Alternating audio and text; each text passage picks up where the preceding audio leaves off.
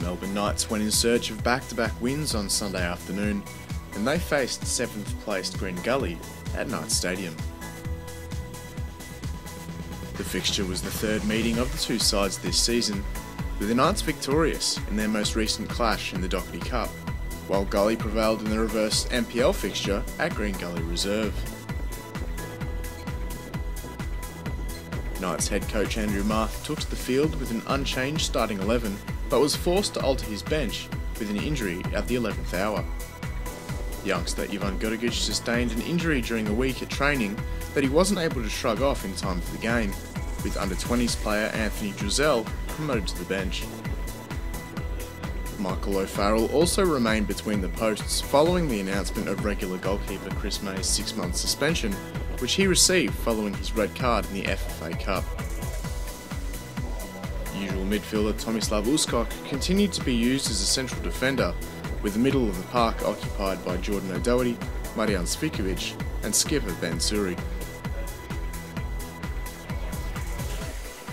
For Green Gully, head coach Bob Stoichevski made two changes to his side that narrowly lost to Hume City 1-0 last Saturday. Brent Fisher and Osagi Edararo dropped out of the squad altogether, while Jem Burkant and Matthew Sanders came into the starting 11. The promoted duo were used off the bench in last week's loss, with Sanders replacing the absent Fisher on that day.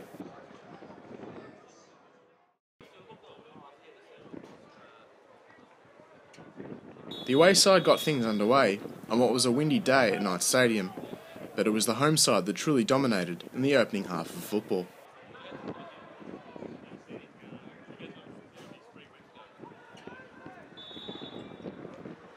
The Knights fashioned their first chance barely a minute into the contest, when an Alinjad cross was flicked towards goal by Andrijašević.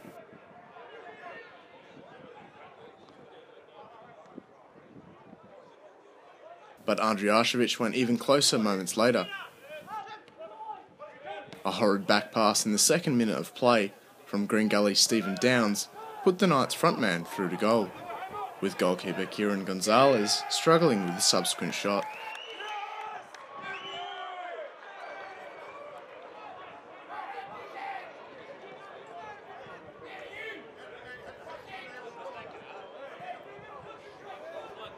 That goal was Andrijašević's 5th goal of the season, a decent tally for the striker who joined the Knights in the mid-season transfer window from Goulburn Valley Suns.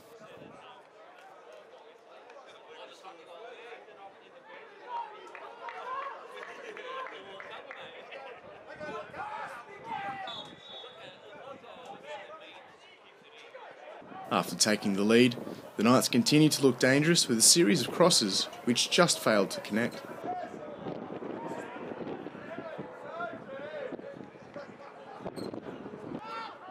In the 16th minute of play, Tomislav Uskok played Marian Cvikovic through to goal, but the Knights man's square ball failed to pick out Andrijašević.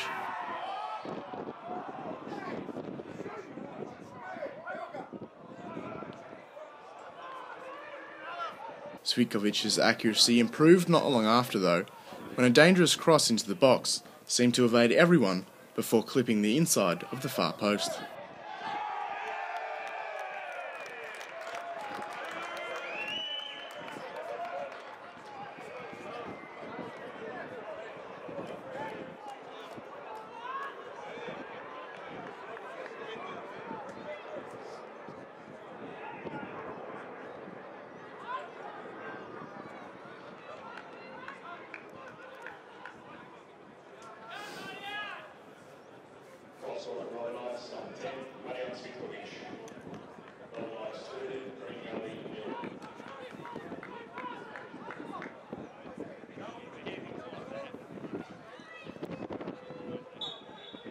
Shortly after, the Knights could have been 3-0 up when a dangerous corner picked out Michael Doyle.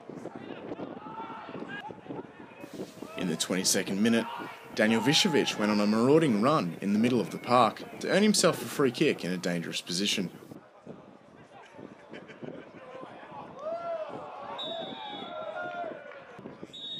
But the free kick specialist put his effort just wide.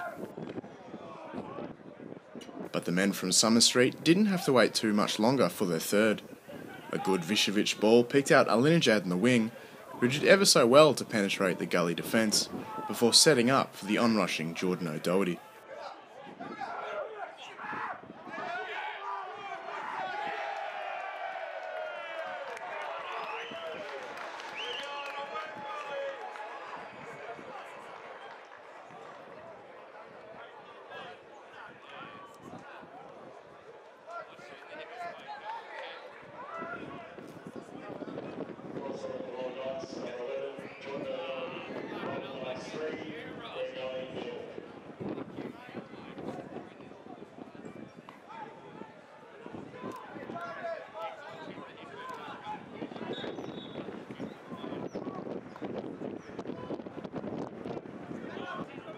Green Gully's defenders did manage to put in some quality tackles throughout the match, including one in the 32nd minute to deny Andrijašević.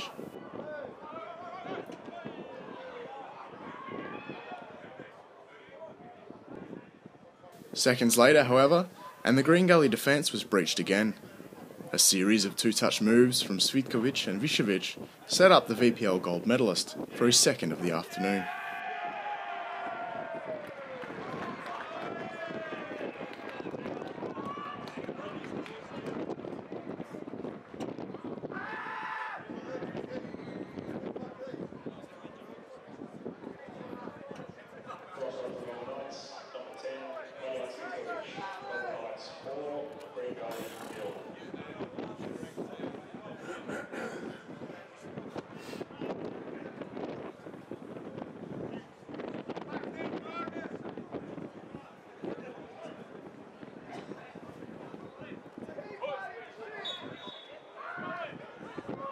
Five minutes out from the half-time interval, Green Gully managed to fashion its first chance on goal when a defensive mishap between Milan Batur and Michael O'Farrell allowed Matthew Sanders to get a shot away. But it was Shine Alinejad who had the last shot of the first half, when his tame effort from range was put straight at Gonzalez.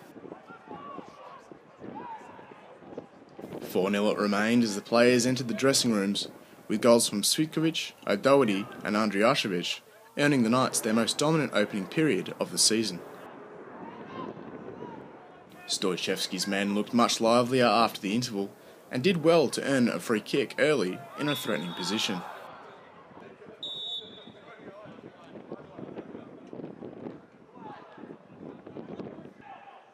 Just after the hour mark, and the Knights' blushes were spared when an O'Farrell clearance was almost deflected into the back of the net following some pressure from Matthew Sanders.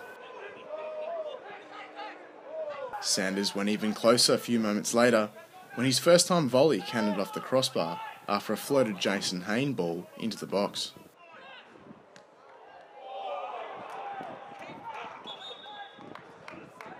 It turned out to be a great save from O'Farrell, who got the slightest of touches to put the ball onto the woodwork. But for all his good work, O'Farrell's clean sheet was ruined in the 65th minute of play. After taking back possession, Gully launched a long ball forward which Tomislav Uskok struggled to deal with, leaving Sanders to go one-on-one with the keeper and lob an effort into the back of the net.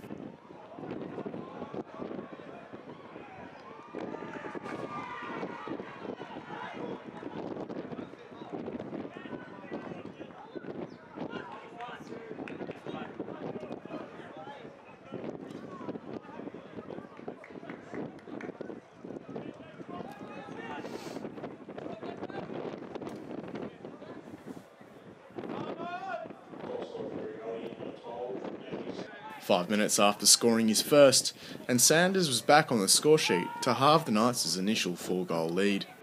The Gully men ambushed Knights skipper Ben Suri, who coughed up possession before Sanders beat O'Farrell for a second time.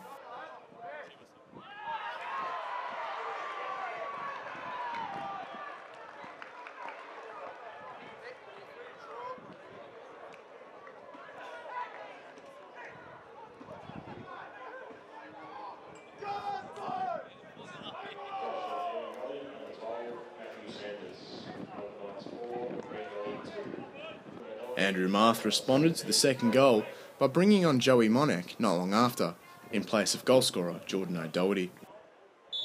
In the 76th minute, Vishovic went close again to scoring from a set piece. That close chance seemed to spark the Knights' potent attack, with a series of chances created not long after. The first of which came when substitute Monek laid off for Andrijašević, but the striker struggled to get any power behind his effort.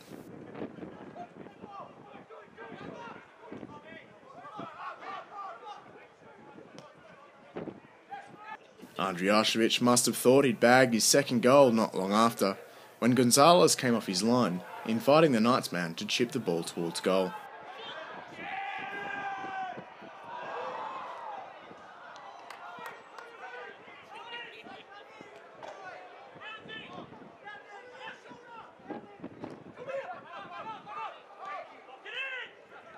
Seconds after that close chance, and controversy erupted when Gully were reduced to 10 men. Jason Haynes' arm swing didn't go unnoticed by the referee Sean Evans, with the away side facing an uphill battle with fewer players and fewer goals.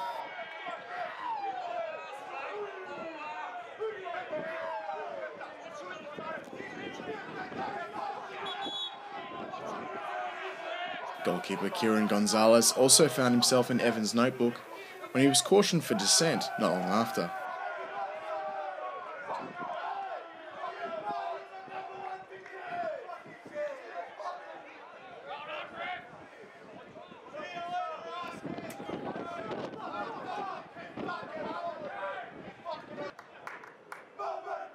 But Gonzalez's caution was soon forgotten when he produced a great save to deny Andrijašević and keep his side in the match.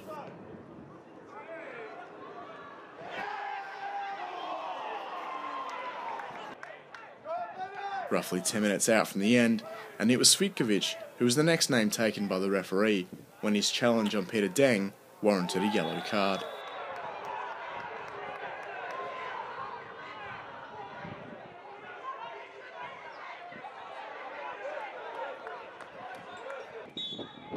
From the resulting free kick, Gonzalez managed to put a dangerous ball into the box, which O'Farrell struggled to come out and deal with, leaving Matthew Reid to head the ball into the back of the net.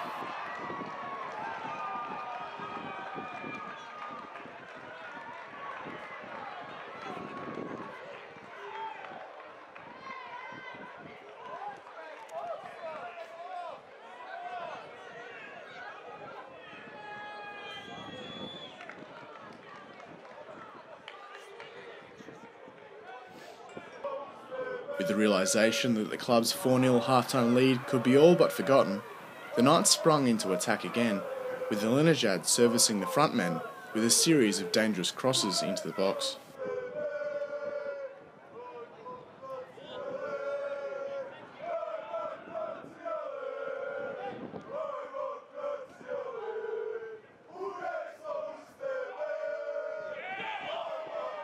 Gully continued to look dangerous though, and went just over the bar after a corner found Jeffrey Fleming. Hearts were in mouths in the final minutes of injury time when, in the 94th minute, Thomas Deng put a dangerous cross to the back post, but a heavy touch from the Gully man let O'Farrell collect.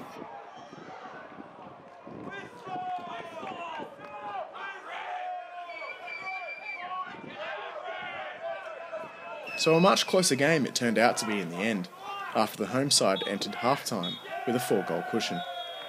3 second-half goals from Sanders and substitute Reid gave the Knights a scare, but it wasn't enough, with Marth's men leapfrogging Gully into 7th place on the NPL Victoria table. Goalscorer on the day and Knights vice-captain Marijan Cvitkovic spoke to the media after the victory. Marijan, obviously great to get the 3 points in, but it was a tale of two halves. Can you talk us through what you thought about that straight after? Yeah, definitely. Coming out before the first half, we said to ourselves it's been a long time before we've had a home win. So we're keen to get out and get to a good start, and we did that. 4 goals in the first half, and I think we just took that for granted. Come the second half, we took the foot off the pedal and we're just in gear one. And credit to Gully, they came out, pressed us, and who knows, another 5-10 minutes in the game, who knows what could have been a final result. So yeah, a bit disappointed the way we finished the game. Was it just complacency in the second half, or was there any other factors that contributed to Gully's comeback? Oh, look, I think we just, like I said, we just took the foot off the pedal. Took the 4 goals for granted. We worked hard for the first 4 goals in the first half, and we didn't do that in the second half. We didn't continue the momentum. We didn't continue the press. Like I said, we just probably took it for granted what happened. And like I said, well done to Gully. He managed to ping 3 goals back. So. Looking at the first half, it was obviously a great performance to come out and score 4 goals. Was there anything in particular Stabber was looking to exploit in that first period? No, we said, we'll go out and high and we'll press them, and we did that, and we were just hungry, every player wanted the ball, running into space, and we were passing and moving, and, it showed 4 goals first half. We haven't done that in a long time, so just disappointed the way we came out second half.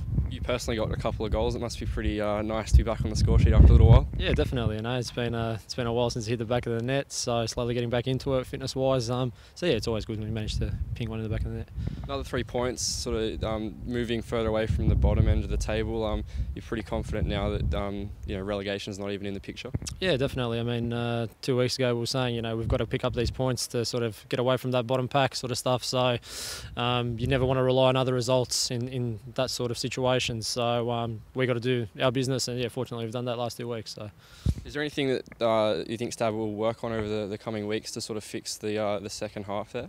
Yeah, definitely. Look, I'm sure we'll reevaluate the way we conceded those 3 goals in the second half, and see where we made the mistakes. And as long as we learn from them, then it's a bonus. Yeah, as long as we keep scoring the goals and creating chances for ourselves, then that's good going forward, especially going into the cup final. So. Yeah, 4-3, excellent first half, bad second half. Was this really a reflection of your season overall? You've had some really good results, and on the other hand, you've also had very disappointing results. Yeah, hard to say. We've had some disappointing results because we've had disappointing injuries. You know what I mean? No one can foresee the amount of injuries we've had and the extent of those injuries. So it's always difficult. But I think in terms of today's game, we showed what we're like when we're at our best, and we showed what we're like when we take that sort of stuff for granted. You can't drop at any level regardless who you play. So yeah, like I said, we can show our best, but it was disappointing to come out second half and give that sort of performance. So yeah. Thank you. All right, awesome. Cheers. Thanks, guys.